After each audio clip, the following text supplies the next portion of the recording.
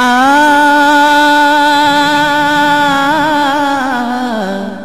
आ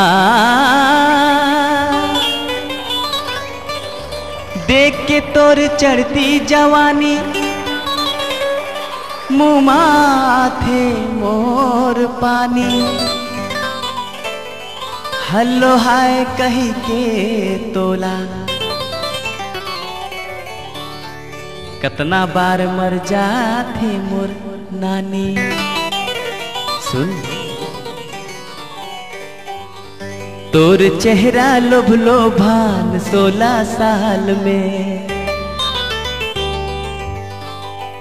तोर चेहरा लोभलो भान 16 साल में, तोर चेहरा लोभलो भान 16 साल में।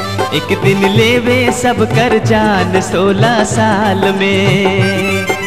गली गली माँ भटकत रही थे लाज न आवे तोला, गली गली माँ भटकत रही थे लाज न आवे तोला। कहाँ कहाँ विचरबे गोरी अपना लेना मोला, जिंदगी हो जाही खुशहाल 16 साल में, जिंदगी हो जाही खुशहाल 16 साल में। एक दिन लेवे सब कर जान 16 साल में, तोर चेहरा लोभलो भान 16 साल में।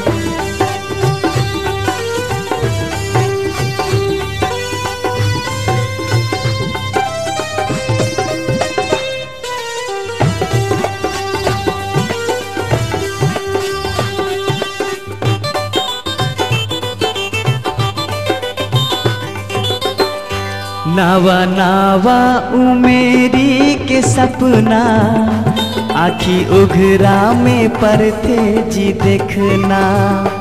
अपन संगीला कहो बोलाए परथे घर में टुकू ढेला फेंकना।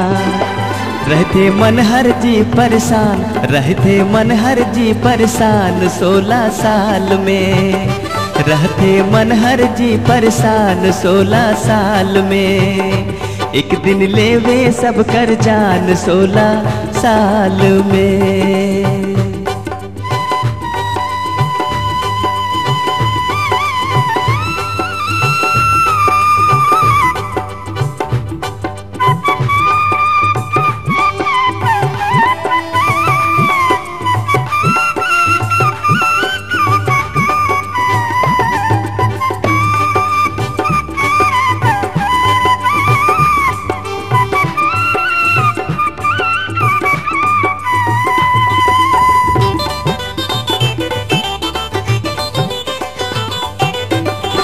टूरा मन तोला पाके अकेला, कहीं चल जाबो देखे जी मेला। गाँव कर टूरा धेरे मन चढ़हा, कहीं मत खाबे देही जे तेला। तोला देही बीड़ा पान, तोला देही बीड़ा पान 16 साल में। तोर चेहरा लोभलो भान 16 साल में। एक दिन लेवे सब कर जान 16 साल में, तोर चेहरा लोभलो भान 16 साल में।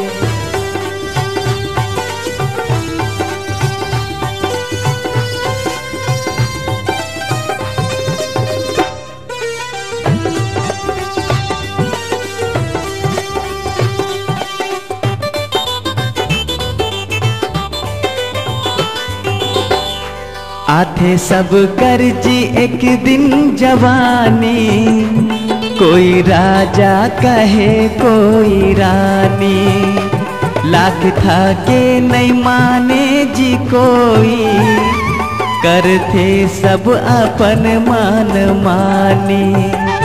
रास्ता जिन रेंग बे सुनसान, रास्ता जिन रेंग बे सुनसान 16 साल में।